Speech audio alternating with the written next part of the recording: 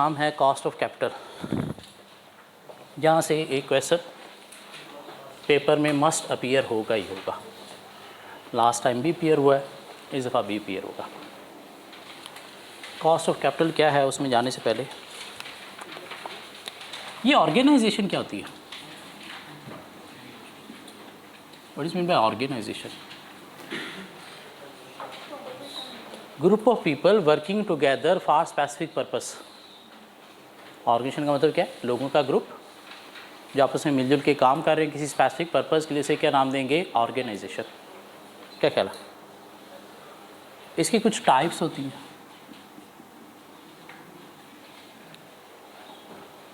Mainly दो तरह की ऑर्गेनाइजेशन होती हैं, business organization and not for profit organization. Not for profit organization, NFPOs।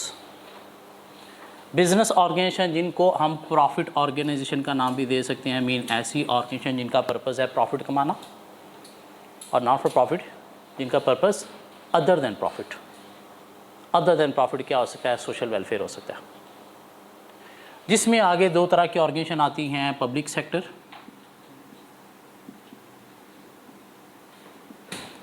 और NGOs, non governmental organization mean private.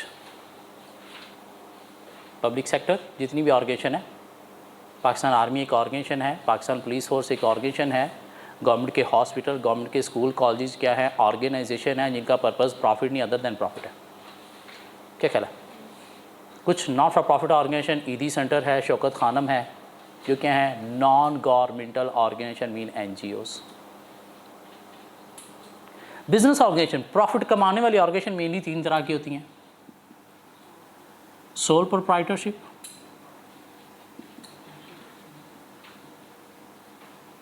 Partnership and joint stock company. क्या ख्याल है? सोल प्रोप्राइटरशिप एक सिंगल ऑनर का बिजनेस, जिसको सिंगल ऑनर ने मैनेज करना है, उसी की इन्वेस्टमेंट है, सारा प्रॉफिट लॉस उसी अकेले का है। दो या दो से ज़्यादा लोगों ने मिल के बिज़नेस चलाया, इन्वेस्टमेंट की, कुछ चला रहे हैं, सारे चला रहे हैं, प्रॉफिट एग्रीड रेशो के अकॉर्डिंगली आपस में शेयर कर रहे हैं, वो क्या है? पार्टनरशिप। कंपनी जिसके ऑनर कोई और हैं, मैनेजमेंट कोई और है, इसमें ऑनर ही मैनेजर हैं, ऑनर ही मैनेज कर रहे हैं। इसमें अकेला बंदा, इसमें दो या दो से ज़्यादा बंदे, ठीक होगी। जबकि इसमें ऑनर कोई और हैं, और ऑनर जो हैं उन्हें नाम दिया जाता है क्या? शेयर होल्डर का। और मैनेजमेंट जो है वो कौन है? बोर्ड ऑफ डायरेक्टर्स हैं। क्या ख्याल है? Joint stock company. हम ये जो पेपर पढ़ रहे हैं MFA, ये पूरा का पूरा हम पेपर पढ़ रहे हैं मेनली कंपनी के पॉइंट ऑफ व्यू से, ठीक हो गया। कल को हमने जब चार्टर्ड अकाउंटेंट बनना है तो हमने क्या करना है? किसी कंपनी को जाके मैनेज करना है, एज ए अकाउंट्स को मैनेज करना है, फाइनेंस को मैनेज करना है, या फिर as a board of director बैठ के भी कंपनी को मैनेज किया जा सकता है। क्या कहता है? CFO बन के फाइनेंस को मैनेज करना है, नहीं CEO बन के पूरी कंपनी को मैनेज करना है। हम ये जो पेपर पढ़ रहे हैं किसके पॉइंट से पढ़ रहे हैं? कंपनी के पॉइंट से, जिसके ऑनर कोई और हैं और मैनेजमेंट कोई और होती है। हम क्या होंगे? मैनेजमेंट, जिसने क्या करना है? अकाउंट्स को मैनेज करना है, फाइनेंस को मैनेज करना है, डिसीजन मेकिंग करनी है, प्लानिंग करनी है कंपनी की, उसके अंदर डिफरेंट फैक्टर्स को देखना है, इंटरनल फैक्टर्स को देखना है तो इंटरनल एनालिसिस परफॉर्म करना है, एक्सटर्नल फैक्टर्स को देखना है तो एक्सटर्नल एनालिसिस परफॉर्म करना है। फाइनेंस को मैनेज करने के लिए हमारे पास फाइनेंशियल एनालिसिस का सारा एरिया, फाइनेंशियल एनालिसिस का सारा एरिया किसको? फाइनेंस को मैनेज कैसे करना है। यहाँ पे हमारे पास चैप्टर 11 टू चैप्टर 17 है। फाइनेंशियल डिसीजन मेकिंग कैसे करनी है, long term decision making chapter 17 हमने पढ़ लिया, क्या क्या फैक्टर्स कंसीडर करने हैं, किस बेस पर आपने प्रोजेक्ट में इन्वेस्टमेंट करनी, किस बेस पर नहीं करनी, फॉरेन एक्सचेंज रिस्क को कैसे मैनेज करना है, इंटरेस्ट रेट रिस्क को कैसे मैनेज करना है, कमोडिटी रिस्क को कैसे मैनेज करना है। तो ये क्या था? सारा फाइनेंस का एरिया जो हम ऑलरेडी पढ़ चुके हैं। हाँ, कुछ चीज़ें अब हम और पढ़ने जा रहे हैं। सपोज ये एक कंपनी है। क्या है? कंपनी।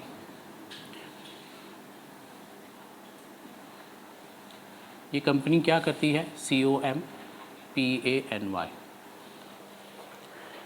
पैसा शेयर होल्डर का यूज़ करती है। यूज़ कहाँ पे करती है? डिफरेंट चीज़ों में इन्वेस्ट करती है, डिफरेंट प्रोडक्ट में इन्वेस्ट करती है और वहाँ से रिटर्न कमा के देती है किसको? ऑनर्स को। क्या करें? इस कंपनी को सपोज शेयर होल्डर जो है उसने दिया जी कितना? 200 मिलियन। और शेयर होल्डर ने कहा भाई मैं तुझे 200 मिलियन दे रहा हूँ तो तुझसे मुझे इसके ऊपर जो है वो सपोज 20% रिटर्न चाहिए। कंपनी को पैसे की ज़रूरत थी, ऑलरेडी चल रही थी, पैसे की ज़रूरत थी। तो कंपनी ने क्या किया? शेयर होल्डर से 200 मिलियन लिया। शेयर होल्डर ने कहा भाई मुझे इसके ऊपर 20% रिटर्न चाहिए। दिस मीन कंपनी ने ये 200 मिलियन जहाँ पे भी लगाना है वहाँ से कितना रिटर्न कमाना है? 200 मिलियन का 20% मीन इससे ज़्यादा। मीन ये 200 मिलियन जहाँ पे भी लगाना है, किसी प्रोडक्ट में लगाना है, किसी प्रोजेक्ट में लगाना है, किसी जगह पे इन्वेस्ट करना है, तो कंपनी ने क्या देखना है कि मुझे 20% से ज़्यादा रिटर्न चाहिए तो लगाना है, वरना नहीं लगाना। अदरवाइज शेयर होल्डर की डिमांड पूरी नहीं होगी। क्या करा? कंपनी को थोड़े पैसों की और ज़रूरत थी, 100 मिलियन की और ज़रूरत पड़ गई। शेयर होल्डर ने कहा भाई मेरे पास जितने थे तुझे दे दिए और नहीं है। तो कंपनी कहाँ से पैसा लेगी? डेट होल्डर से। डेट होल्डर में कौन कौन आ जाएंगे? मेनली अभी तक बैंक ही है। सपोज कंपनी ने 100 मिलियन जो है वो डेट होल्डर से लिया और डेट होल्डर ने कहा भाई मैं आपसे जो है वो कितना चार्ज करूँगा? 12% चार्ज करूँगा। हमने बैंक से पूछा यार 100 मिलियन का लोन चाहिए, कितना इंटरेस्ट चार्ज करेगा? उसने कहा 12%। हमने कहा 12%? क्या मतलब? उसने कहा 12%। हमने कहा हमारे सगे हमसे 20% चार्ज करते हैं और तू 12% चार्ज कर रहा है। उसने कहा हाँ ऐसे ही होता है। क्यों? उसने कहा भाई देख मैं तुझे पैसा दे रहा हूँ ना 100 मिलियन, एक ख़ास टाइम पीरियड के लिए दे रहा हूँ और मैंने उस टाइम पीरियड के बाद ये पैसा तुझे वापस ले लेना है। 5 साल के लिए तुझे लोन दे रहा हूँ तो 5 साल बाद मैंने वापस ले लेना है। पेन रोक दें प्लीज़, पेन रोक दें। 5 साल बाद पैसा मैंने वापस लेना है और तू जिए तू मरे, तेरी तबीयत ख़राब हो, जो मर्ज़ी हो, मुझे ये 12% इंटरेस्ट भी तुझसे लेना ही लेना है। शेयर होल्डर ने जो पैसा दिया है 200 मिलियन तूने कभी वापस नहीं करना। उसे पैसा चाहिए तो कहाँ से लेगा? मार्केट में जाके शेयर बेच के किसी और इन्वेस्टर से लेगा। कंपनी को नहीं कहेगा ये अपने शेयर पकड़ और मेरे पैसे वापस दे। और उसे 20% रिटर्न देना है तूने। कब? अगर प्रॉफिट होगा तो देना है, लॉस हुआ तो उसे बुला के कहना है सर लॉस हो गया। तो शेयर होल्डर की इन्वेस्टमेंट का रिस्क ज़्यादा है, इसलिए वो रिटर्न भी ज़्यादा रिक्वायर करता है। मेरी इन्वेस्टमेंट का रिस्क कम है। एक तो मुझे पैसे वापस मिलने ही मिलने हैं 5 साल बाद, तूने नहीं दिए तो मैं लीगली राइट रखता हूँ तेरे एसेट बेच के अपने पैसे रिकवर कर लूँगा। शेयर होल्डर ये हरकत नहीं कर सकता। क्या कह रहा है? और ये 12% मुझे हर सूरत मिलना है, चाहे तू लॉस में जाए चाहे तू प्रॉफिट में जाए। शेयर होल्डर को 20%, क्या 20% ही मिलना है? नहीं, प्रॉफिट बहुत ज़्यादा हुआ तो 20% मिलना है, प्रॉफिट कम हुआ तो उसे कम मिलना है। क्या कह रहा है? 20% मिलना है किस चीज़ का? प्रॉफिट का। लॉस हुआ तो नहीं मिलना, तो उसकी इन्वेस्टमेंट का रिस्क ज़्यादा है, इसलिए उसका रिटर्न ज़्यादा होता है। मेरी इन्वेस्टमेंट का risk as compare to share holder क्या है? कम है, तो इसलिए मैं रिटर्न कम रिक्वायर करता हूँ। तो आपको इतना परेशान होने की ज़रूरत ही नहीं है कि मेरे सगे इतना मांगते हैं और तू इतना मांग रहा है। भाई मेरा इन्वेस्टमेंट रिस्क कम है, इसलिए मैं रिटर्न कम मांग रहा हूँ। शेयर होल्डर की इन्वेस्टमेंट का रिस्क ज़्यादा है, तो इसलिए वो क्या करता है? रिटर्न ज़्यादा मांगता है। इस मीन कंपनी के पास आ गया सर कितना? 300 मिलियन।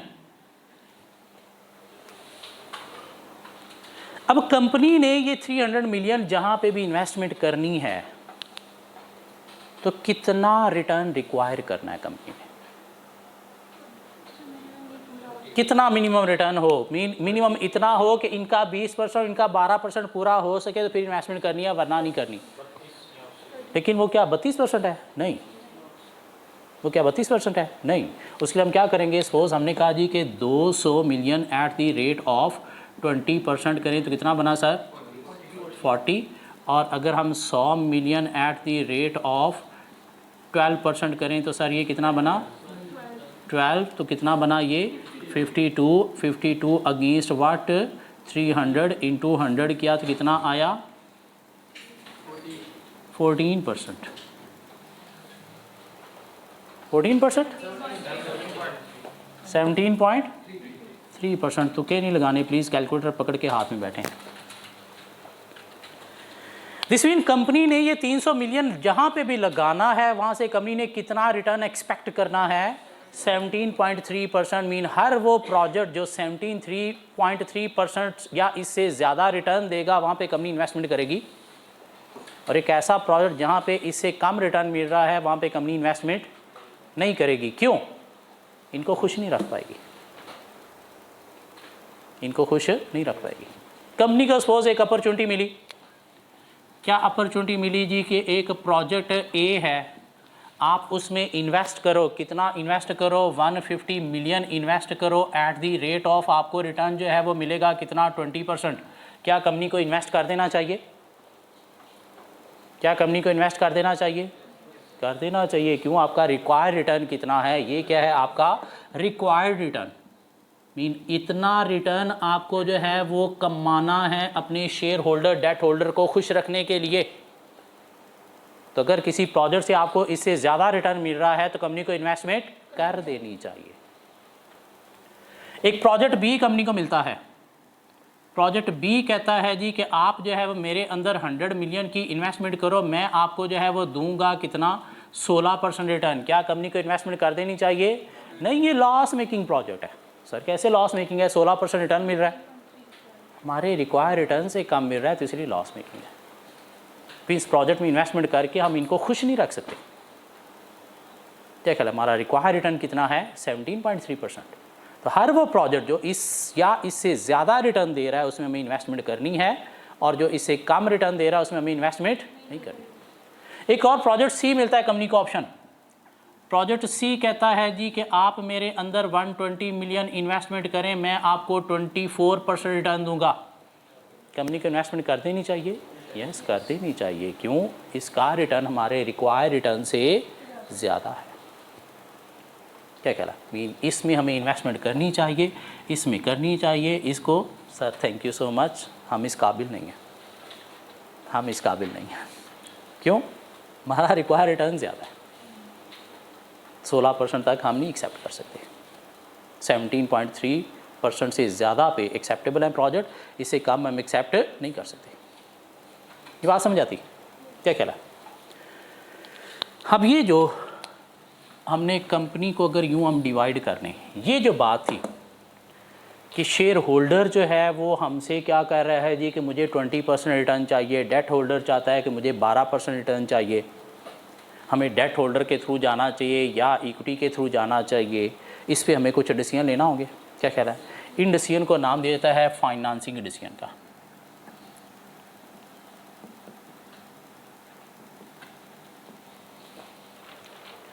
जहाँ पे हमारा जो मेन ऑब्जेक्टिव होता है वो होता है लोअर कॉस्ट, मीन लो रेट। मीन फाइनेंसिंग हमें करनी है कहाँ पे? वहाँ से जहाँ पे रेट कम से कम है। ये हमने किस प्रोजेक्ट में इन्वेस्टमेंट करनी है या नहीं करनी है, इसे नाम दिया जाता है इन्वेस्टिंग डिसीजन का। जहाँ पे हमारा मेन ऑब्जेक्टिव क्या होगा? Higher return. मेन ऑब्जेक्टिव क्या होगा? Higher return. Higher return of what? Higher, अपने रिक्वायर्ड रिटर्न से ज़्यादा हमें रिटर्न जहाँ से मिलेगा वहाँ पे हम इन्वेस्टमेंट करेंगे। जहाँ से रिक्वायर्ड रिटर्न से कम रिटर्न मिल रहा है वहाँ पे हम इन्वेस्टमेंट नहीं करेंगे। क्या करा?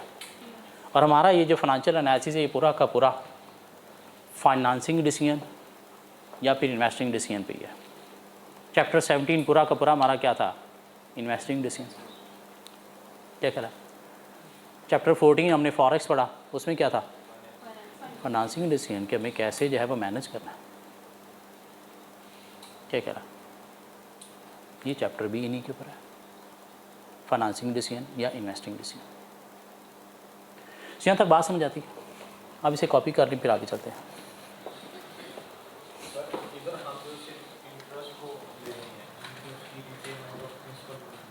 इधर देख रहे हैं कि हम कैसे फाइनेंस अरेंज कर सकते हैं लोएस्ट कॉस्ट पे, इक्विटी के थ्रू या डेट के थ्रू।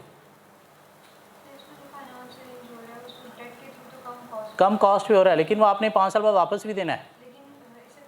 अदर फैक्टर भी देखना पड़ेंगे। 12% आपको इंटरेस्ट देना ही देना है, चाहे आप जियो मरो जो मर्जी हो जाए। शेयर होल्डर को हमने तब देना जब प्रॉफिट होगा, अदरवाइज हंस के दिखा देंगे सर लॉस हो गया, चाय पिए और जाएं। अगली दफ़ा हम कोशिश करेंगे आपको बहुत प्रॉफिट देंगे। मेनली लो कॉस्ट होना चाहिए कि हमने फाइनेंस जो अरेंज करना है वो लो कॉस्ट पे, क्यों? जितनी ये कॉस्ट कम होगी उतना हमारा रिक्वायर्ड रिटर्न कम होगा। रिक्वायर्ड रिटर्न जितना ज़्यादा है उतना यहाँ पे हमें मसला बन जाएगा। मीन हम अब कोई भी प्रोजेक्ट ऐसा एक्सेप्ट नहीं कर सकते जिसका रिटर्न 17.3% से कम है। हालांकि 16% अच्छा खासा रिटर्न है, लेकिन हम ये प्रोजेक्ट एक्सेप्ट नहीं कर पा रहे। क्यों? हमारा रिक्वायर्ड रिटर्न ज़्यादा है।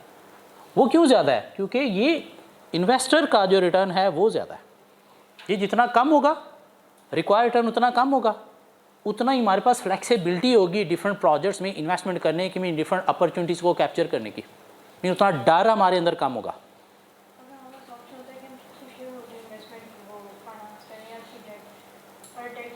काफ़ी फैक्टर देखना पड़ते हैं वहाँ पे। उसमें आप गेयरिंग भी देखेंगे, डेट पे भी करना है ये भी देखेंगे, डेट के लिए सिक्योरिटी चाहिए होती है ये भी देखेंगे। वो चैप्टर 11 में पढ़ेंगे हम चल के फैक्टर्स। अभी हम थोड़ा सा ब्रीफ देख रहे हैं कि शेयर होल्डर की कॉस्ट जो है वो ज़्यादा होती है, डेट की कॉस्ट कम होती है।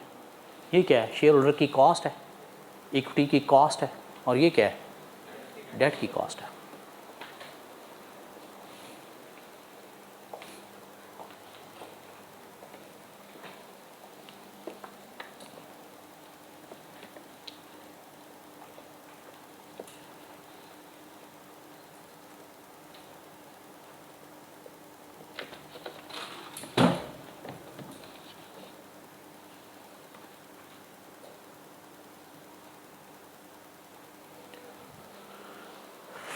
जी ये जो चीज़ हमने निकाली 17.3, ये क्या है? हमारा रिक्वायर्ड रिटर्न क्या कहलाए? इसको बोलते हैं वैक, stands for weighted average cost of capital. वैक stands for weighted average cost of capital. कैसे ये निकाला? Is equal to equity into cost of equity, equity into cost of equity. Cost of equity कितनी है सर इसमें? 20%। ये जो cost of equity है इसे डिनोट किया जाता है KE से। सर कॉस्ट तो C से होता है भाई, उसकी मर्जी, उसने KE लिख दिया तो हम KE चल जाएंगे। क्या कहला? Plus debt into cost of debt, इन दोनों को ऐड किया ना आपने, क्या कह रहा है?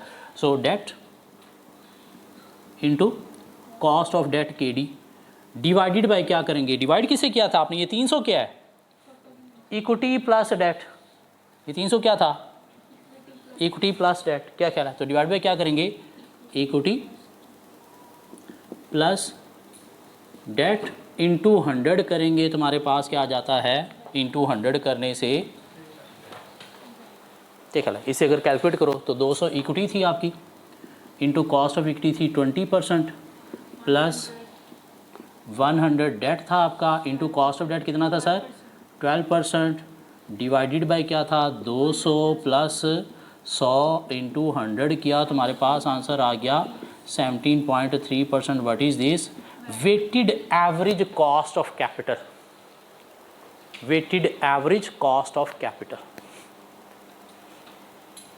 वैक। और ये पूरा चैप्टर यही वैक ही है। Cost of capital mean weighted average cost of capital, जिसके ऊपर हम कोई कम से कम 70-80 क्वेश्चन करेंगे सिर्फ। ठीक हो गया जी? यहाँ तक बात समझ आई?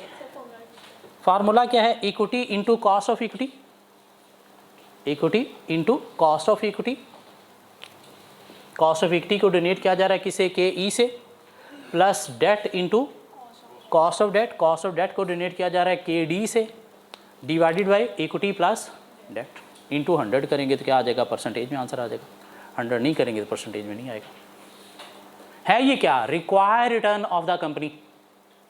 वह क्या है, कंपनी का required return, mean share holder debt holder को खुश रखने के लिए आपको कितना रिटर्न कमाना है, शेयर होल्डर डेट होल्डर को खुश रखने के लिए आपको कितना रिटर्न कमाना है, इतना कम से कम कमाना है, फिर जाके इसका 12% और इसका 20% इस अमाउंट से पूरा कर सकोगे। क्या ख्याल है, क्यों, अगर इससे कम कमाया तो इनको खुश नहीं रख पाओगे। ये कान से पकड़ के, आप बेशक जितने मर्जी चार्टर्ड अकाउंटेंट अच्छे हो, आप कान से पकड़ के आपको बाहर निकाल देंगे। क्यों, तुझे पता ही नहीं हमारा रिक्वायर्ड रिटर्न क्या है ना, तो लॉस मेकिंग प्रोजेक्ट में इन्वेस्टमेंट किए जा रहा है, सर 16% रिटर्न दे रहा है, लॉस मेकिंग कैसे हो गया, भाई आपके रिक्वायर्ड रिटर्न से कम है तो इसलिए लॉस मेकिंग है। इसलिए हमारी कोशिश होगी कि जितना कम से कम हो या ज़्यादा से ज़्यादा हो, कम से कम हो, क्यों, ये जितना कम होगा उतना हमें यहाँ पे फ्लैक्सिबिलिटी ज़्यादा मिलेगी। ये 15% होता तो हम ये 16% वाला प्रोजेक्ट भी जाने ना देते, पकड़ लेते। क्या कह रहा है, अगला प्रोजेक्ट हो सकता है 20 दिन बाद आएगा, इसमें हो सकता है 10 दिन में रिटर्न वापस आ जाना था। क्या कह रहा है, लेकिन हमारे ऊपर बंदूक थी, क्या, इतना आपका रिक्वायर्ड रिटर्न है, इससे कम पे आप जा नहीं सकते।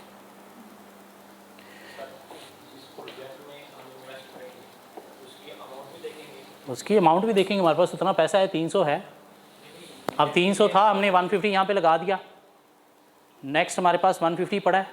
क्या ख्याल है, 100 लगा सकते हैं, लगा सकते हैं, पैसा पड़ा है, 150 पड़ा है, लेकिन रिटर्न नहीं है, नहीं लगाएंगे। 120 है कैपेसिटी, लगाएंगे। हाँ, इस पर लगाने के बाद हमारे पास कोई 100 का भी अगर और प्रोजेक्ट है तो हम लगाने के काबिल ही नहीं है, क्यों, पीछे पैसे ही नहीं पड़े, या तो फिर पीछे से और लेना पड़ेंगे, इक्विटी या डेट से और लेना पड़ेंगे यहाँ पे लगाने के लिए। और वो देखेंगे कि डेट होल्डर अगर 12% पे ही और देता पैसे, और आगे जो प्रोजेक्ट है वहाँ से सपोज कोई 20% रिटर्न मिलने जा रहा है, तो डेट ले के लगा देंगे, उस प्रोजेक्ट के बाद डेट वापस कर देंगे, पैसा रिटर्न हमने कमा लिया। क्या कह रहा, हलाल हराम की तमीज़ अभी छोड़ के, अभी हम सीए कर रहे हैं, अभी हलाल हराम की तमीज़ छोड़ के सीए करने के बाद देखेंगे हलाल हराम क्या होता है। ठीक हो गया। एक क्वेश्चन नंबर 1 मिलेगा हमें, question number 1,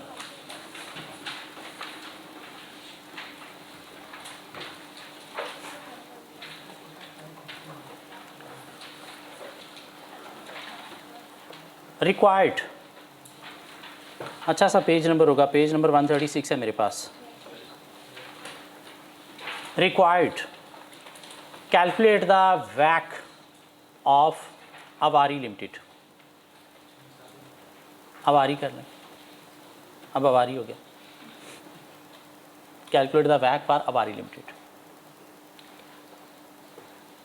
Avari Limited is financed by shareholder and debt holder who contributed shareholder equity 100,000, debt finance loan 40,000, required rate of return by shareholder 15%, lender बोले तो debt holder, lender lend करने वाला bank 8%, good luck everybody।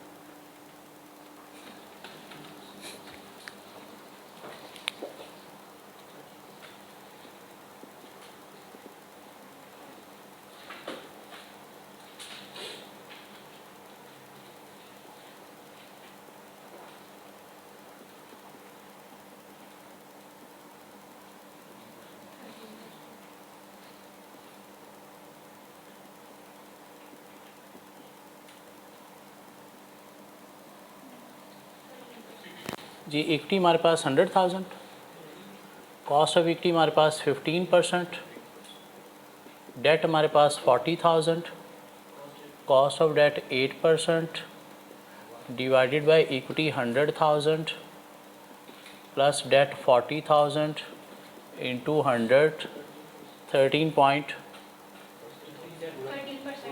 13% वैक हमारा answer आ गया। Easy peasy. What is वैक? It is cost of capital. क्या होता है ये? Require return of the business, require return of the business, business का रिक्वायर रिटर्न किसी प्रोजेक्ट से कितना कमाना है शेयर होल्डर डेट होल्डर को खुश रखने के लिए। ठीक हो गया। चलिए अब एक छोटी सी एग्जांपल और डिस्कस कीजिएगा ज़रा मेरे साथ यहाँ पे।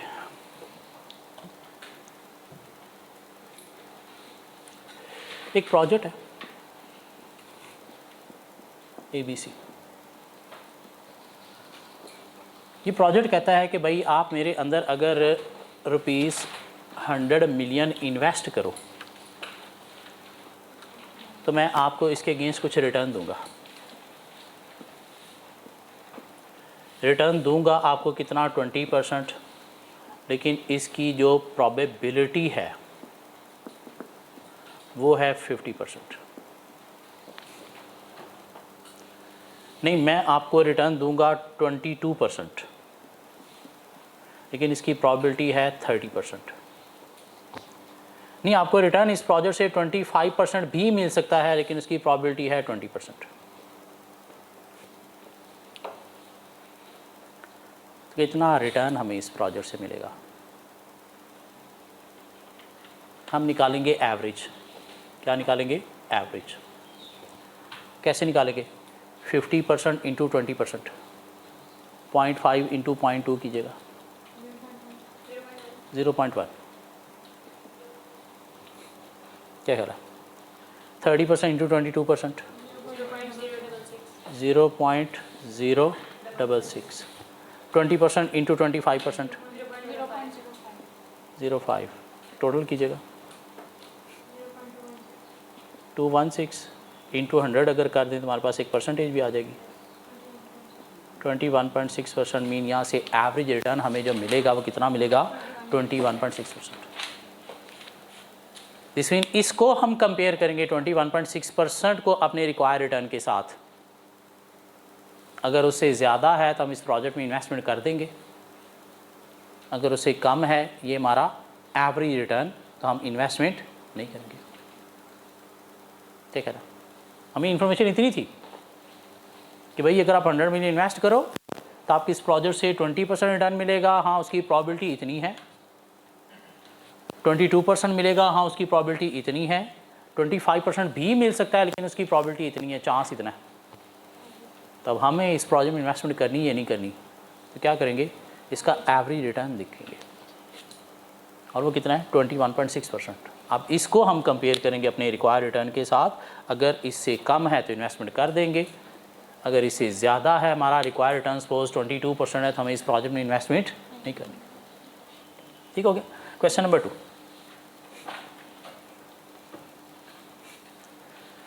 को 3 डिफरेंट रिक्वायरमेंट्स हैं। रिक्वायरमेंट 1, कैलकुलेट द वैक ऑफ द कंपनी, निकाला जा सकता है। रिक्वायरमेंट B, C क्या है पता नहीं, आए पहले क्वेश्चन देखते हैं, वैक कैलकुलेट करते हैं। Ansari private limited wishes to estimate its वैक in order to decide as to which investment opportunity to invest in. The company has the following capital structure: share holder equity 145,000, debt finance 58,000, required return of share holder and debt holder, share holder 16%, debt holder 10%। शायद यहाँ तक वैक निकल आएगा, निकालेंगे ज़रा।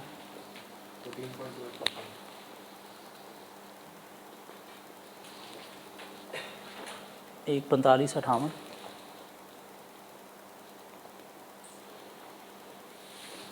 कितना return है? 16%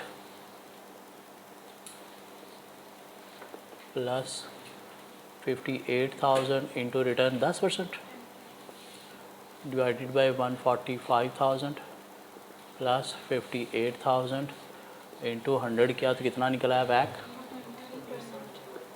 14 point.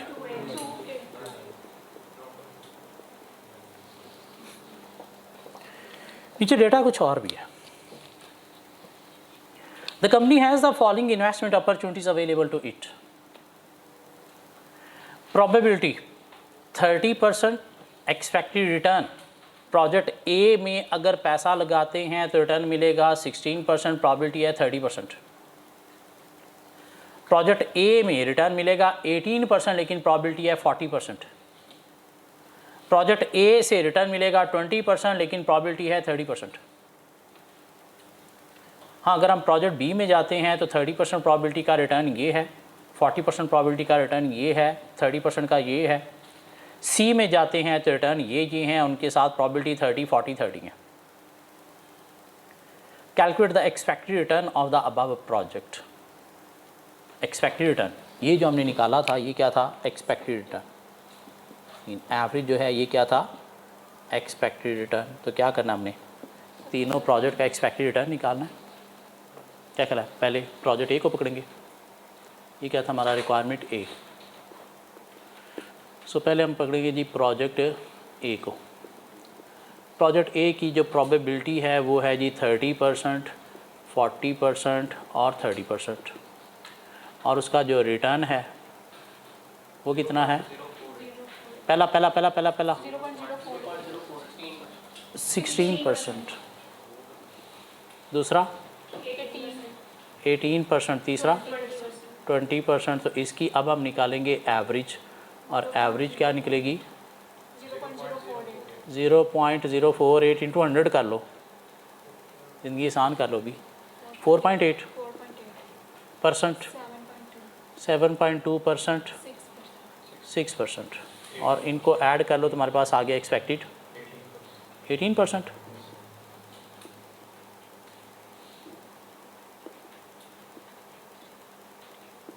क्या कहला?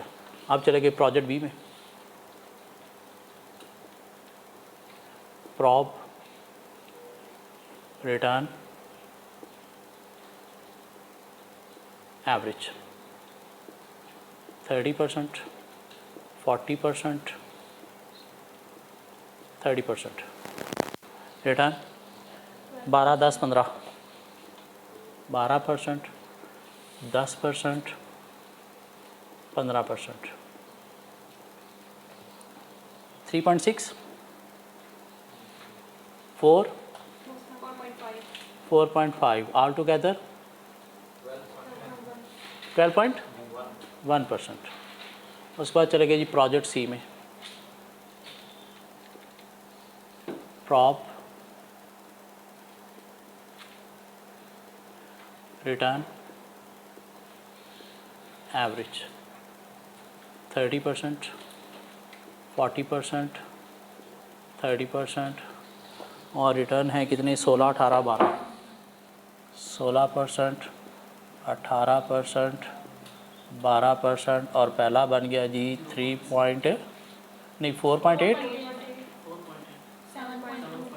2 3.6 all together.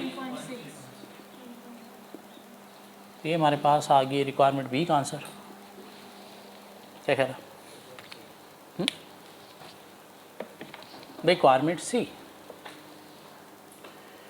Find out which project the company should invest in. Company को किस प्रोजेक्ट में इन्वेस्टमेंट करनी चाहिए? ए में करनी चाहिए, बी में नहीं करनी चाहिए। क्यों? रिटर्न कम है, और उसके बाद अगर है तो सी में करनी चाहिए। क्या कहला? So requirement C, the company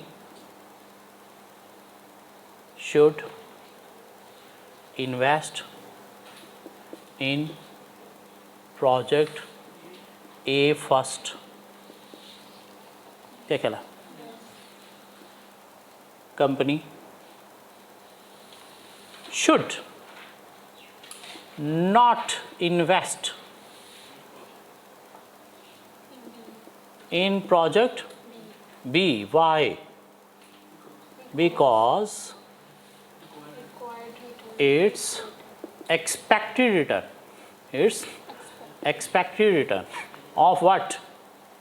12.1% is lower than its required return। required return जो क्या होता है? वैक ऑफ कितना? 14.28%।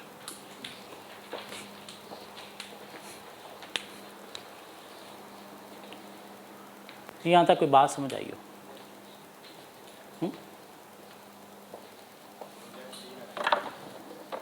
कॉस्ट ऑफ कैपिटल हमें क्यों निकालनी है? अपने इन्वेस्टमेंट डिसीजन के लिए। क्यों? वैक हमें बताएगा कि हमने कहीं पे इन्वेस्टमेंट करनी है तो वो कितने रिटर्न वाले प्रोजेक्ट में करनी है। वैक से ज़्यादा वाले में करनी है, उससे कम वाले में करना बेवकूफ़ी है आपकी। क्यों? उससे आप अपने शेयर होल्डर, डेट होल्डर को, अपने मालिकों को खुश नहीं रख पाओगे। और चार्टर्ड अकाउंटेंट, अगर आप मालिक को खुश नहीं रख पाओगे तो आप गंदे निकम्मे चार्टर्ड अकाउंटेंट हो। क्या ख्याल है? इसाक डार, अगर आप अपने मालिकों को, इस्टेब्लिशमेंट को खुश नहीं रख पाओगे तो आप गंदे निकम्मे चार्टर्ड अकाउंटेंट हो। बेशक आपने इकॉनमी को जितना मर्जी अच्छा तरह से मैनेज किया हुआ था, लेकिन कोई नहीं मानेगा जब तक मालिक खुश नहीं होंगे। क्या कह रहा है? डॉलर 106 पे स्टेबल रखा हुआ था, आर्टिफिशियली रखा हुआ था, तुम आर्टिफिशियली रख लो। इंडस्ट्री बड़ी अच्छी चल रही थी, ओ जी बड़ी आर्टिफिशियली चल रही थी, भाई तुम कर लो। मालिक खुश नहीं था, बस मालिक बोले तो जिनका ये मुल्क है। जी ये क्वेश्चन नंबर 3 भी मिलेगा हमें। अच्छा, अब एग्जामिनर इतना आसान काम नहीं करेंगे कि हेलो है कॉस्ट ऑफ इक्विटी है, ये इक्विटी है, ये डेट है, ये कॉस्ट ऑफ डेट है, चलो वैक कैलकुलेट करो। ये तो बेबीज़ भी कर लेंगे। एग्जामिनर क्या कहेंगे? ये वैक है, ये वैक है, इसके अंदर से ये फिगर आइडेंटिफाई करो। क्या कहला कि ये कंपनी है, उसकी ये इक्विटी, ये कॉस्ट ऑफ इक्विटी है। कंपनी जो है ये वैक है, मीन रिक्वायर रिटर्न है कंपनी का। कंपनी को डेट चाहिए 100 मिलियन का। तो आप बताएं कंपनी को ये डेट मिनिमम किस इंटरेस्ट रेट पे लेना चाहिए? मिनिमम किस इंटरेस्ट रेट पे लेना चाहिए? इंटरेस्ट रेट क्या है? इंटरेस्ट रेट क्या है? Cost of debt. क्या ख्याल है? तो यूं करके क्वेश्चन पूछेगा कि कंपनी का ये रिक्वायर रिटर्न है, इक्विटी स्ट्रक्चर ये है, शेयर होल्डर इतना रिटर्न रिक्वायर करता है, K E cost of equity इतनी है, कंपनी 100 मिलियन का लोन लेने जा रही है। तो आप बताएं कंपनी को ये लोन किस इंटरेस्ट रेट पे एक्वायर करना चाहिए? मीन बैंक से जाके लोन लेना है तो कम से कम आपको क्या इंटरेस्ट रेट चाहिए? क्या ख्याल है? तो के डी निकालना होगा। Question number 3, if a company has a वैक of 19% and has the following capital structure: equity 165 or debt 60,000. Calculate its cost of debt assuming that equity holder need a return of 22%.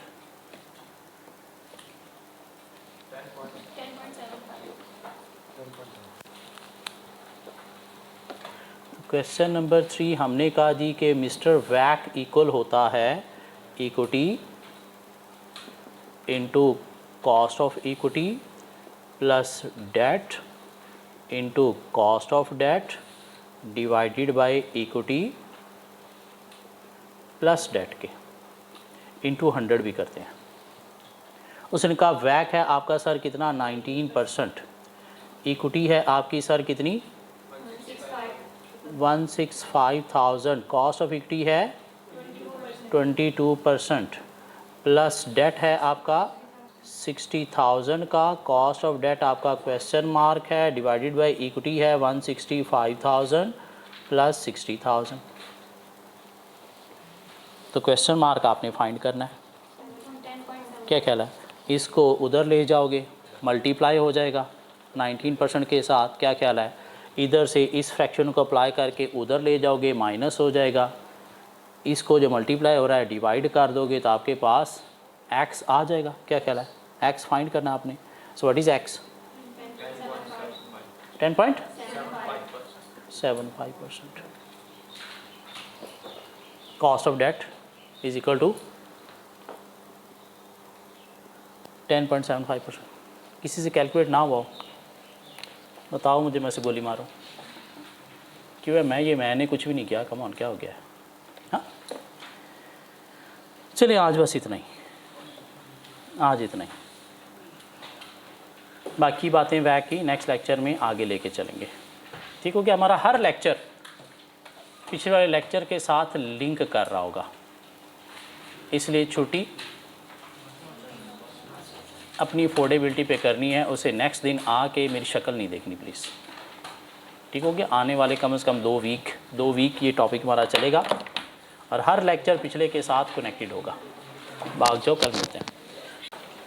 हमने क्या पढ़ा? एक formula पढ़ा, वैक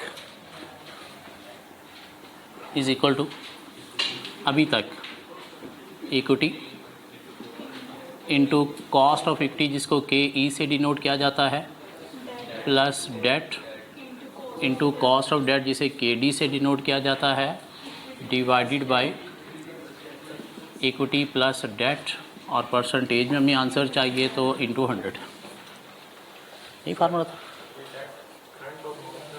अभी date mean date उधार, share holder वाला पैसा नहीं, उधार।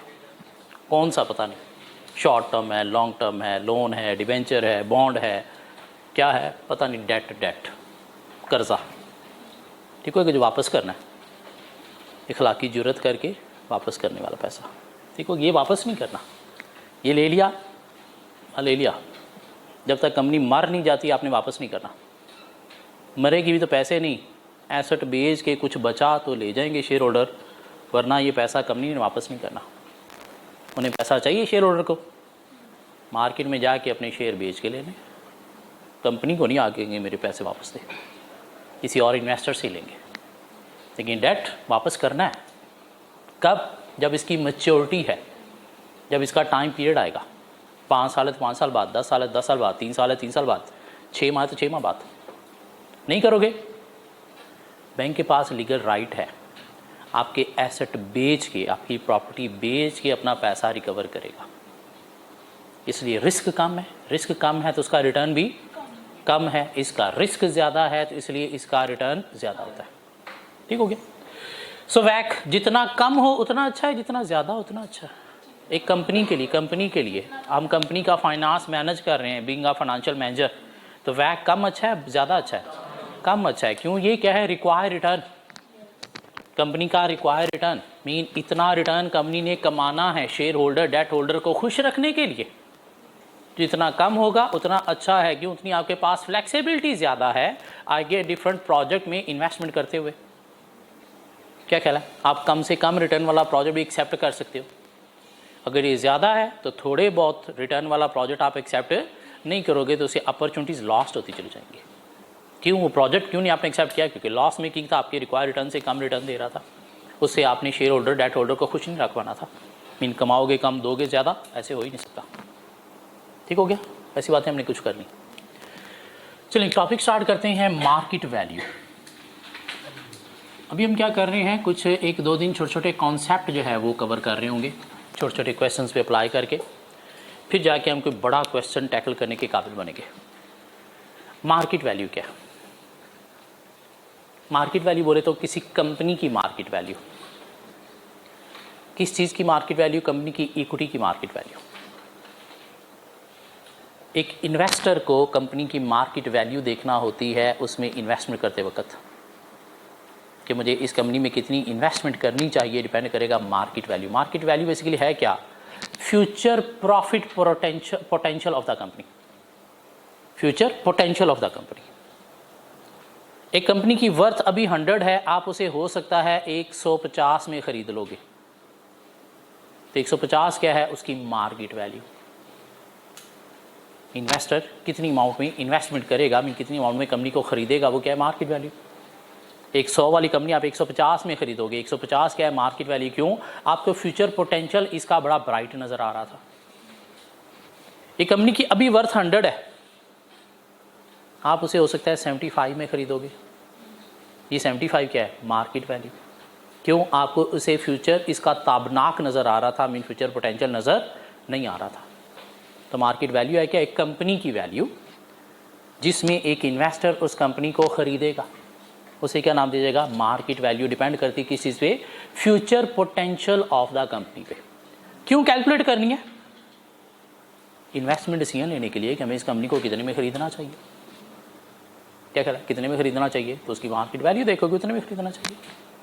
क्या कह रहा है? एक कंपनी है जिसके सपोज शेयर्स हैं कितने? 100,000, और मार्केट प्राइस पर शेयर है सपोज 150, इसकी मार्केट वैल्यू कितनी होगी? मार्केट वैल्यू कितनी होगी? 1500,000। क्या कहला है? शेयर इंटू प्राइस पर शेयर। कौन सी प्राइस? Market price. तो ये क्या है इसकी मार्केट वैल्यू? 15 मिलियन। 15 मिलियन। कितनी जीरो आएंगे अभी? और 4 जीरो और आएंगी। 4 जीरो और आएंगे। 1 2 3 4। मतलब यूँ कहना चाह रहे हो? ओके। ये क्या है? कंपनी की मार्केट वैल्यू। कैसे कैलकुलेट की आपने ये? सो मार्केट वैल्यू कैलकुलेट करने का पहला फार्मूला है हमारे पास क्या? Number of shares into market price पर शेयर या प्राइस पर शेयर। सिंपल प्राइस पर शेयर। कौन सी? मार्केट प्राइस पर शेयर। क्या कह रहा? ठीक है मार्केट वैल्यू। अब इस कंपनी के शेयर की पार वैल्यू है 10। शेयर की पार वैल्यू कितनी है? 10। क्यों? इतने पे ही लिखा जाता है ना शेयर कैपिटल। तो 10 इंटू 100,000 करेंगे तो क्या आएगा? 1 मिलियन। ये क्या है? Book value. ये क्या है? Book value. मार्केट वैल्यू क्या है? जो इन्वेस्टर ने वैल्यू लगाई, किस बेस पर? फ्यूचर पोटेंशियल की बेस पर, फ्यूचर अर्निंग पोटेंशियल की बेस पर। अगर इसे अर्निंग ज़्यादा होगी तो मार्केट वैल्यू ज़्यादा होगी, अर्निंग पोटेंशियल कम है तो मार्केट वैल्यू क्या होगी? कम होगी। क्या करें? तो हम कह सकते हैं मार्केट वैल्यू क्या है? Future earning potential of the business. Future earning potential. यहाँ तक बात समझ आती है? सो मार्केट वैल्यू एक इन्वेस्टर को चाहिए कंपनी की। क्यों चाहिए? देखने के लिए कि मुझे कंपनी को कितने में बाय करना चाहिए। कैसे निकाली जाती है? Number of shares into market price पर शेयर से। ठीक हो गया? एक छोटी सी एग्जांपल डिस्कस करते हैं। सपोज एक कंपनी है, उसके जो है एसेट्स वो हैं 700 के, उसकी हैं liabilities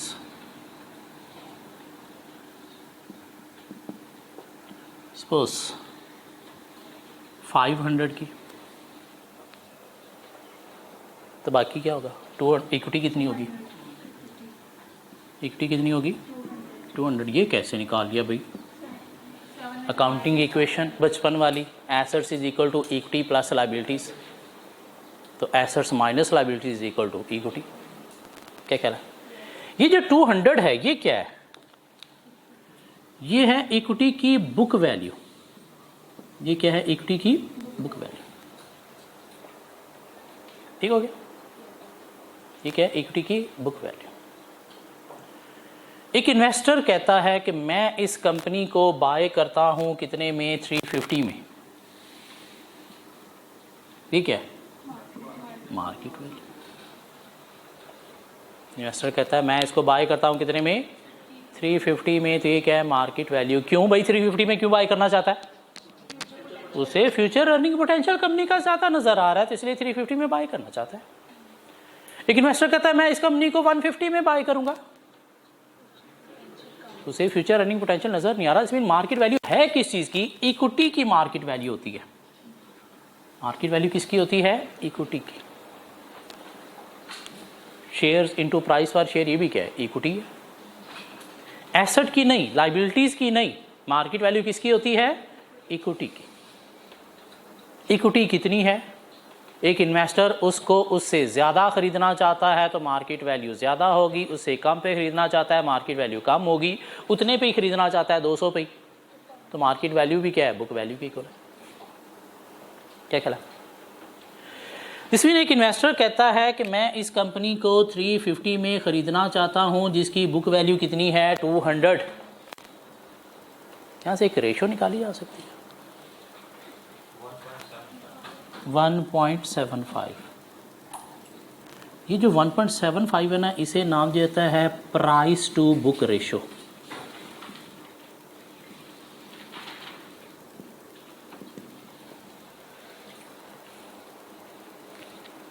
market value divided by book value, जो रेशो आपके पास है उसे क्या नाम देता है, प्राइस टू बुक रेशो।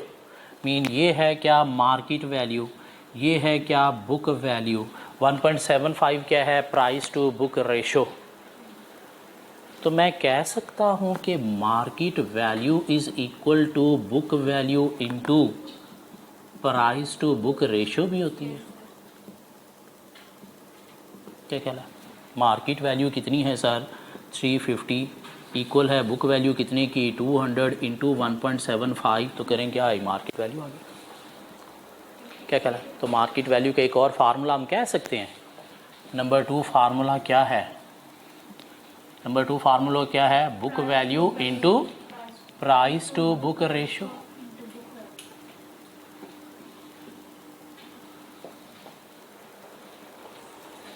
इसको मैं यूं भी कह सकता हूं कि कंपनी की जो मार्केट वैल्यू है ये इसकी बुक वैल्यू का 1.75 टाइम्स है। इस कंपनी की जो मार्केट वैल्यू है ये इसकी बुक वैल्यू का 1.7 टाइम है। तो जो 1.7 टाइम है ये क्या है, प्राइस टू बुक रेशो है। ये भी कह सकता हूँ।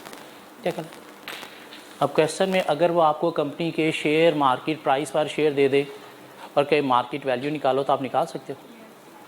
नहीं, अगर उसने बुक वैल्यू 50 दे दिया, नहीं बुक वैल्यू 50 नहीं, उसने यूँ डाटा दे दिया और हमें पता है ये क्या होती है, बुक वैल्यू होती है, और उसने प्राइस टू बुक रेशो दे दिया, कहता है मार्केट वैल्यू निकालो, निकाल सकते हो।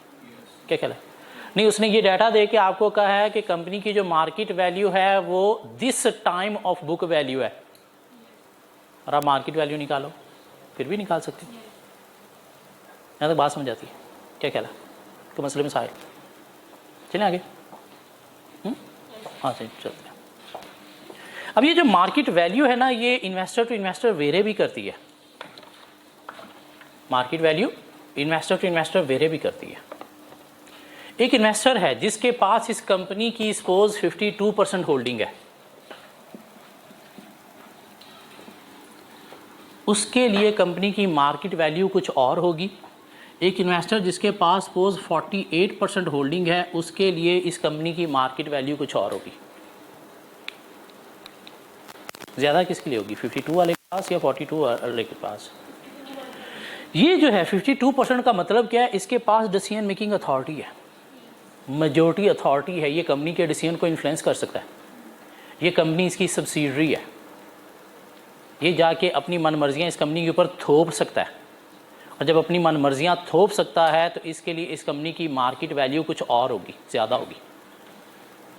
इसकी कंपनी सब्सिडरी नहीं है, क्यों, लेस दैन 50% होल्डिंग है इसके पास, ये अपनी मनमर्जी थोप नहीं सकता कंपनी पे, टांग पे टांग रख के ऑर्डर नहीं कर सकता इसकी तरह से। तो इसलिए इसके जो 48% शेयर हैं इसकी मार्केट वैल्यू कुछ और होगी। ये जो 52% होल्डिंग वाला है इसकी मार्केट वैल्यू शेयर की कुछ और होगी। मीनिंग ये हो सकता है यही 150 वाला शेयर्स 130 में भी बेच देगा, ये 150 से कम नहीं, इससे ज़्यादा भी बेचेगा। क्यों, 52% होल्डिंग का मतलब क्या है, आपकी ये सब्सिडरी, आप अपनी मनमर्जियाँ चला सकते हो। इन आपके पास कुर्सी भी है, कुर्सी का चस्का भी है, सिर्फ होल्डिंग नहीं है। क्या कह रहा है, ऑर्डर देने वाली कुर्सी भी आपके पास है। क्यों, मोर देन 50% होल्डिंग है आपके पास, मेजॉरिटी वोटिंग पावर है आपके पास। क्या कह रहा है, तो market value person to person भी वेरी करती है, डिपेंड करता है कितने परसेंट होल्डिंग है उस पर भी, या डिपेंड करता है किसी से फ्यूचर अर्निंग पोटेंशियल पे। हाँ, आप क्वेश्चन की तरफ जाते हैं।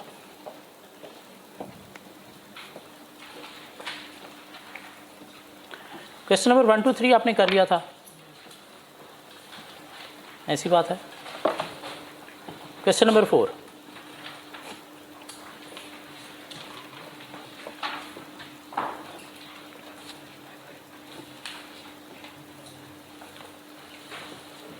Question number 4, Multan Limited has the following extract from its statement of financial position. Total assets 4658,000, total liabilities 135,000. The company has issued 50,000 shares in the market. If the price to book ratio is 2.78, calculate the market value of entire company. और उसके बाद market value पर share भी निकालनी है। Good luck everybody. QM आपने पढ़ा हुआ है, मैं ज्यूम कर रहा हूँ। क्या कहला, मैं ज्यूम कर रहा हूँ क्यूएम आप पढ़ के आए हो, यकीन कर लो तो नहीं कर लेते।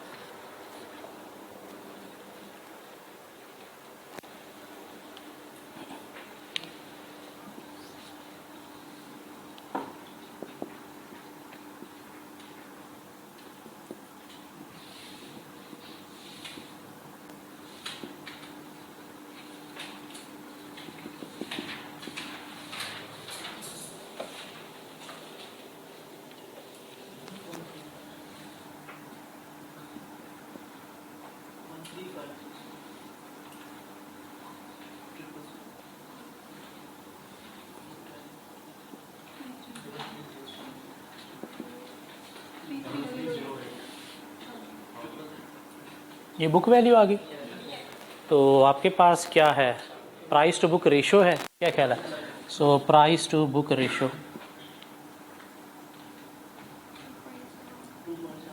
2.78, तो मल्टीप्लाई करेंगे, आपके पास क्या आ गई, मार्केट वैल्यू कितनी,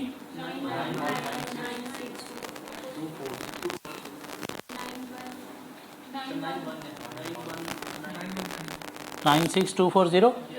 ये क्या आ गई, इंटायर कंपनी की, मीन पार्ट ए आ गया, क्या ख्याल है? सो आपके पास जो शेयर्स हैं वो टोटल कितने हैं, 50,000, तो डिवाइड करोगे, क्या ख्याल है? तो 1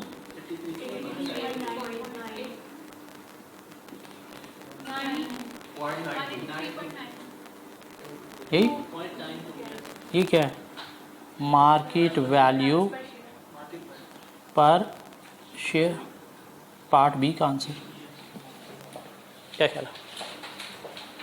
तो क्वेश्चन नंबर 5 तो आप खुद ही कर दोगे।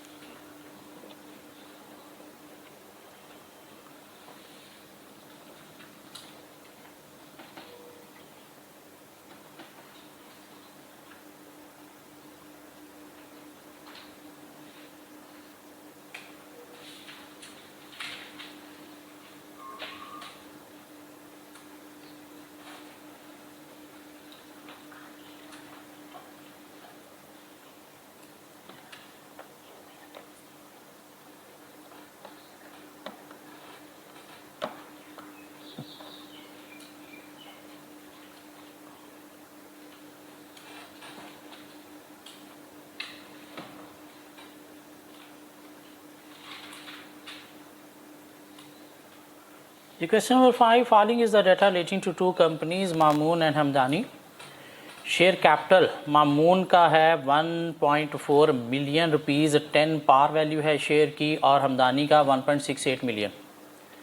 रिज़र्व हैं 3.5 मिलियन और 600,000। इक्विटी बुक वैल्यू इतनी है।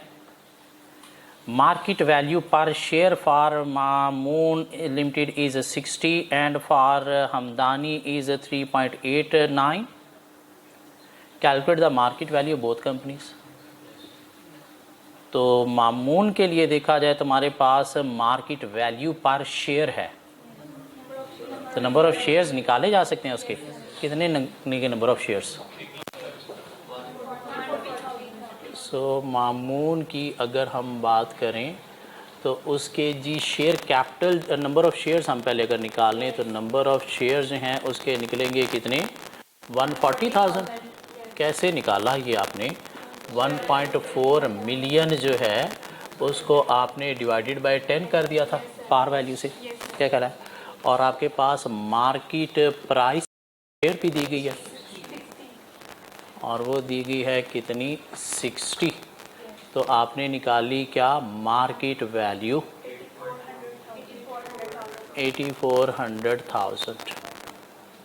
ठीक हो गया। और उसके बाद हम चले गए जी किस तरफ? हमदानी की तरफ। और हमदानी की हमें शायद बुक वैल्यू दी गई है। बुक वैल्यू ऑफ इक्विटी कितनी? और उसमें हमें प्राइस टू बुक रेशो दी गई है 3.89। तो हमारे पास मार्केट वैल्यू आ गई कितनी? 88,692,00। बस यही चाहिए था, सिंपल, पक्की बात है। चलें एक क्वेश्चन नंबर 6 में आइएगा। Calculate the present value of the following cash flows. नीचे कुछ कैश फ्लोज हैं, उनकी आपने क्या करना है? प्रेजेंट वैल्यू निकालनी है। कैश फ्लोज की प्रेजेंट वैल्यू निकालनी है। ईयर 1 to 5 है।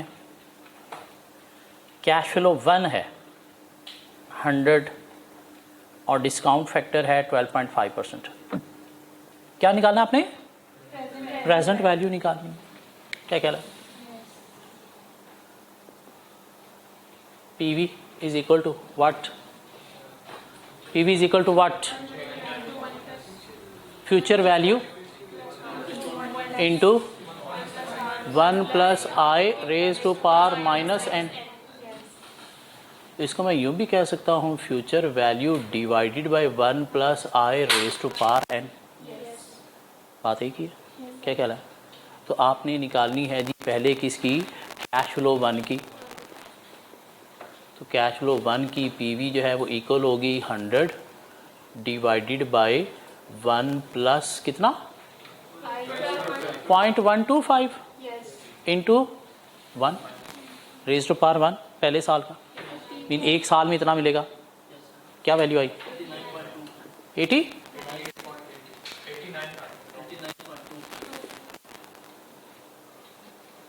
कैश फ्लो 1 की प्रेजेंट वैल्यू आ गई। किसको? नहीं, कैश फ्लो 1 मीन ये एक कैश फ्लोज हैं, इसकी आपने प्रेजेंट वैल्यू निकालनी है। कैश फ्लो 2 की सेपरेट, कैश फ्लो 3 की separate in over the years. Cash flow 1 में क्या है? सिर्फ पहले साल में इतना मिलेगा, तो आपने प्रेजेंट वैल्यू निकाल ली। अब कैश फ्लो 2 कहता है जी कि 150 मिलेगा अगले 5 सालों तक। तो कैश फ्लो 2 की अगर हम बात करें तो कैश फ्लो 2 में हम जो है वो पीवी निकालेंगे। कैसे जी? 150 मिलेगा पहले साल में और हम क्या करेंगे? डिवाइडेड बाय कर देंगे क्या? 1.125 रेज टू पावर 1 प्लस हम क्या करेंगे जी? 150 divide by 1.125 raise to power 2 plus 150 divide by 1.125 raise to power 3 plus हम करेंगे जी 150 divided by 1.125 raise to power 4 plus हम करेंगे जी 150 divided by 1.125 raise to power 5। तो हमारे पास पीवी आ जाएगी। क्या कहला? या इस पे हम क्या कर सकते हैं? एनओटी भी अप्लाई कर सकते हैं। एनटी भी अप्लाई कर सकते हैं। क्या कहला? एनटी क्या था? PV is equal to R into 1 minus 1 plus I raise to power minus n divided by I. What is R here? 150. Every year जो कैश फ्लो मिलेगा 1 minus 1 plus 0.125 raise to power minus 5 divided by 0.125. तो यहाँ से भी value आ जाएगी कितनी? 140.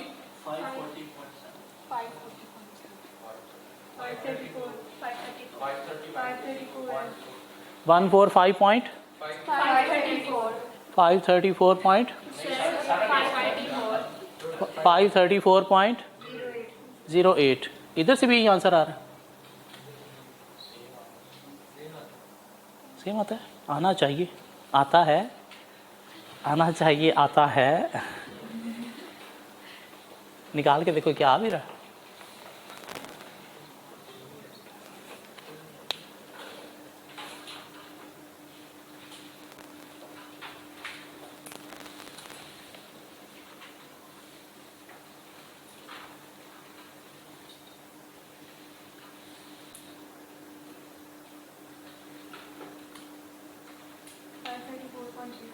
$534.08 आ रहा है. गुड. कैश फ्लो 3 की बात करेंगे अब. उसने कहा जी कि आपको मिलेगा कितना? 120 टिल इन्फिनिटी, ताहयात मरते दम तक 120 मिलेगा.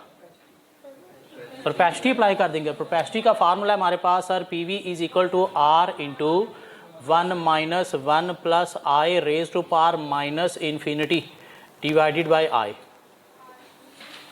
नंबर ऑफ ईयर्स कितने? ताहयात. ताहयात का मतलब क्या है? इन्फिनिटी. क्या कह रहा है? तो क्या करेंगे? आर 120 मिलेगा into 1 minus 1 plus 0.125 raise to power minus infinity divided by 0.125. तो ये क्या हो गया जी? 120 into 1 minus 0 divided by 0.125 raise to power ख़त्म होगी ना. क्या ख्याल है? जिस चीज़ की पावर इन्फिनिटी है वो इक्वल टू किसके होगी? 0 के. कैलकुलेटर यही कहता है. क्या ख्याल है? दिस मीन हम कहेंगे जी 120 इंटू 1 बाय 0.125. इसको हम ये भी कह सकते हैं कि 120 डिवाइडेड बाय 0.125. क्या ख्याल है? इसको हम ये भी कह सकते हैं कि यहाँ से हमारे पास एक फार्मूला निकलता है आर ओवर आई. क्या कह रहा है? इसका आंसर दीजिएगा. क्या पूरा 960? क्या कह रहा है? चलो जी, यहाँ तक बातें समझ आई. आगे चलें. चलें, एक छोटी सी बात और करते हैं. ये चीज़ कुछ नई नहीं थी, ये तो हमने ऑलरेडी की हुई है 17 में. ठीक है, सिर्फ वो नॉलेज थोड़ा सा रिकॉल किया है कि इन्फिनिटी का फार्मूला क्या है, परपेचुटी का फार्मूला क्या है. ठीक हो गया. ओके, देखिए ज़रा एक कंपनी है, एक कंपनी है जिसकी इक्विटी बुक वैल्यू जो है वो है सपोज 200. और एक कंपनी जो भी इक्विटी पे मीन कमाती है उसे नाम दिया जाता है रिटर्न ऑन इन्वेस्टमेंट का या return on equity, ROE. Suppose है वो कंपनी की 20%. 200 का 20% कितना बनता है? 40. और कंपनी जो भी कमाती है वो एज ए डिविडेंड पे कर देती है. कंपनी जो भी कमाती है वो एज ए डिविडेंड पे कर देती है. और ऐसा काम कौन करती हैं? Private companies. पब्लिक नहीं. क्यों? पब्लिक को अपने फ्यूचर के लिए भी कुछ पैसा एज ए रिजर्व रखना पड़ता है.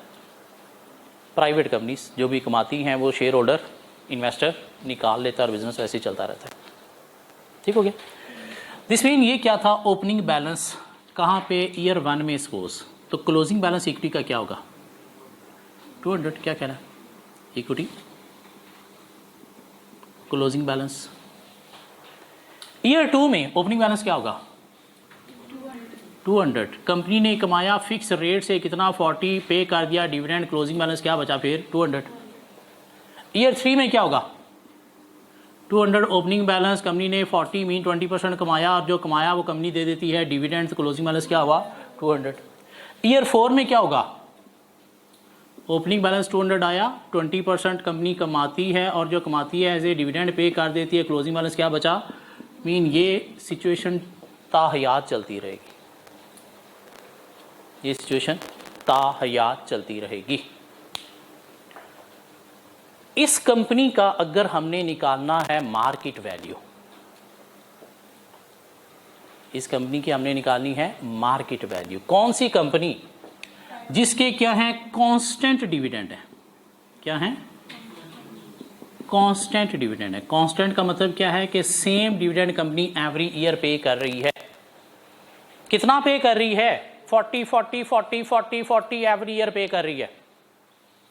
क्या कहला है, इसकी अगर हमने मार्केट वैल्यू निकालनी है जो ताहयात कांस्टेंट डिविडेंड पे कर रही है, तो यहाँ पे हम क्या अप्लाई करेंगे, market value is equal to R over I.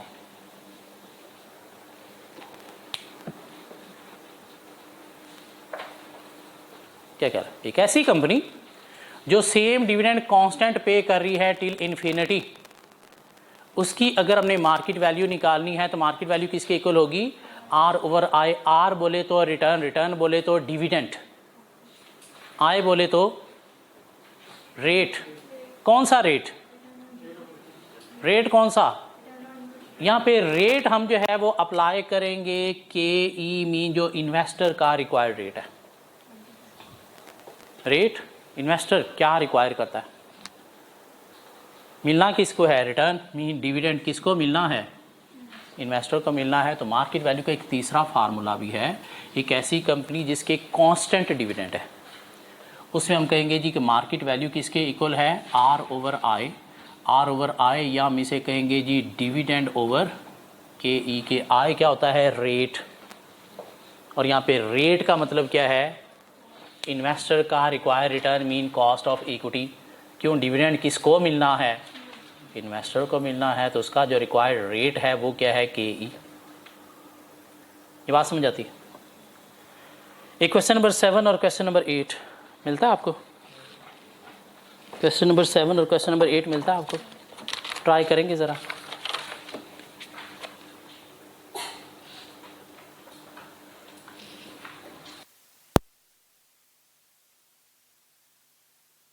Question number 7, calculate the market value of the following companies. Company A dividend दिया गया है, के ई दिया गया है, all the companies paid a constant dividend, R over I, dividend over K E. Company ए का मुझे please market value बता दें, 1250। कंपनी बी का, कंपनी सी का।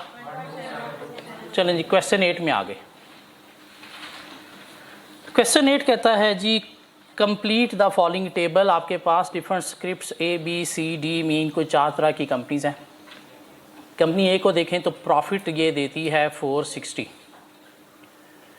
शेयर्स हैं 25,000, मार्केट वैल्यू पर शेयर नहीं दी गई, कॉस्ट ऑफ इक्विटी 12.50 दी गई है, total market value of equity नहीं दी गई। तो कोई एक चीज़ फाइंड की जा सकती है, market value of equity find की जा सकती है,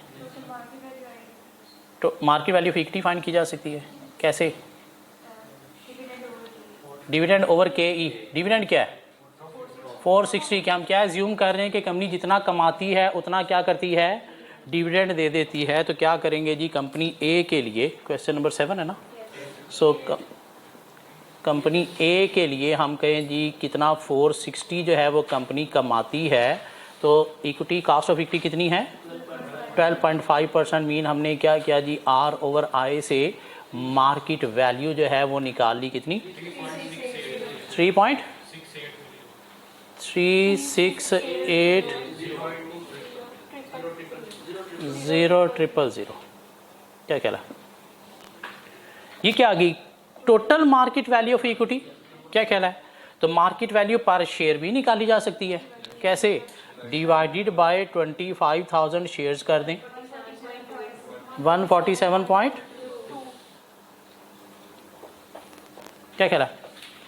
सो total market value of equity company A की आ गई कितनी 3.68 मिलियन, और हमारे पास मार्केट वैल्यू पर शेयर आ गई। कंपनी बी को देखें, प्रॉफिट है 3 मिलियन, सैलरी है 70, शेयर हैं 75,000, मार्केट वैल्यू पर शेयर इतनी है, कॉस्ट ऑफ इक्विटी नहीं दी गई, total market value of equity हमें दी गई है। तो total market value of equity हमें दी गई है, शेयर्स दिए गए हैं, मार्केट प्राइस पर शेयर दी गई है। तो मार्केट प्राइस पर शेयर इंटू शेयर करके देखो क्या 18.750 आता है, ये ठीक आता है, क्या कहला है। तो हमने निकालना है क्या, cost of equity. Cost of equity कैसे निकालेंगे, कंपनी बी के लिए मार्केट वैल्यू होती है इक्वल टू किस चीज़ के, डिविडेंड डिवाइडेड बाय के ई के। तो के ई अगर आपने निकालना है तो के ई इक्वल हो जाएगा डिविडेंड ओवर मार्केट वैल्यू। तो डिविडेंड कितना दिया गया है, 3 मिलियन, और मार्केट वैल्यू आपको दी गई है कितनी, 18.750। तो के ई कितना आ गया, 16%। क्या कहला। पार्ट सी में मुझे के ई बता दें कितना है, 22.5। पार्ट सी का के ई है 22.5। कैसे आया, ऐसे ही आया। और पार्ट डी में मार्केट वैल्यू पर शेयर कितनी है, पार्ट डी में मार्केट वैल्यू पर शेयर है कितनी, 375। तो टोटल मार्केट वैल्यू कितनी है, 2250 000। क्या ख्याल है, कुछ चीज़ें यहाँ तक समझ आ गई हैं। हाँ, क्या पढ़ा आज हमने, अभी तक हमने क्या पढ़ा वैक के अंदर। हमने देखा जी कि वैक क्या है, weighted average cost of capital, company का required return. Mean share holder, debt holder को खुश रखने के लिए कंपनी को कितना रिटर्न रिक्वायर है, उसे हम नाम देंगे वैक का। कब हमने वैक कैलकुलेट करना है, क्यों करना है वैक कैलकुलेट, क्यों करना है, इन्वेस्टिंग डिसीजन के लिए कि हमने कहीं पे पैसा लगाना है किसी प्रोजेक्ट में, तो देखना हमें वहाँ से रिक्वायर रिटर्न क्या चाहिए, रिक्वायर रिटर्न क्या चाहिए अपने शेयर होल्डर, डेट होल्डर को खुश रखने के लिए। क्या ख्याल है, वैक है 15%, जिसमें हमारा रिक्वायर रिटर्न एट लीस्ट 15% है। मीन 15% किसी प्रोजेक्ट से कमाएंगे तो इससे हम शेयर होल्डर, डेट होल्डर को खुश रख पाएंगे, इससे कम पे नहीं। तो इसलिए हमने डिफरेंट प्रोजेक्ट में इन्वेस्टमेंट करते वक्त हमने वैक निकालना है। कैसे निकाला जाता है, equity into cost of equity, mean share holder का रिटर्न क्या है, plus debt into cost of debt. Cost of debt mean debt holder हमसे क्या इंटरेस्ट चार्ज कर रहे हैं, डिवाइडेड बाय इक्विटी और डेट का वेट। क्या कहला, वैक कैलकुलेट करना सीख लिया हमने। अब हम सीख रहे हैं क्या, मार्केट वैल्यू। क्यों, कहते हैं कि जब आपने वैक निकालना है तो इसके अंदर आपने मार्केट वैल्यू यूज करनी है, इक्विटी की भी, मार्केट वैल्यू यूज करनी है डेट की भी। अब वो मार्केट वैल्यू ऑफ इक्विटी कैसे निकालते हैं वो आज हमने सीखा है। वैक के अंदर आपने जो इक्विटी यूज करनी है वो कौन सी यूज करनी है, मार्केट वैल्यू ऑफ इक्विटी। क्यों, हो सकता है 6 साल पहले इक्विटी की वैल्यू ये थी, आज आपको जो रिक्वायर रिटर्न लेटेस्ट निकालना है वो आपने करंट इक्विटी के अकॉर्डिंगली निकालना है, इक्विटी की अब वर्थ कितनी है। क्यों, ये वर्थ तो 6 साल पहले थी, अब इसकी करंट वर्थ कितनी है, करंट वर्थ इतनी है। क्या ख्याल है, तो आपने लेटेस्ट वैक निकाल के डिसीजन लेने हैं ना, तो उसके लिए आपको क्या करना है, ये इक्विटी जो आपने यूज करनी है ये बुक वैल्यू वाली नहीं, कौन सी, market value of equity use करनी है। अब वो मार्केट वैल्यू ऑफ इक्विटी कैसे निकालनी है वो हमने 3 फार्मूलाज देख लिए। अगर आपके पास शेयर मार्केट प्राइस पर शेयर दी गई है तो दोनों को मल्टीप्लाई करके मार्केट वैल्यू ऑफ इक्विटी निकल आएगी जो आपने वैक में यूज करनी है। नहीं, आपके पास जो है वो बुक वैल्यू दी गई है 6 साल पहले वाली इक्विटी की वैल्यू, और साथ अब की प्राइस टू बुक रेशो दी गई है, तो वो मल्टीप्लाई करके आप निकाल सकते हो।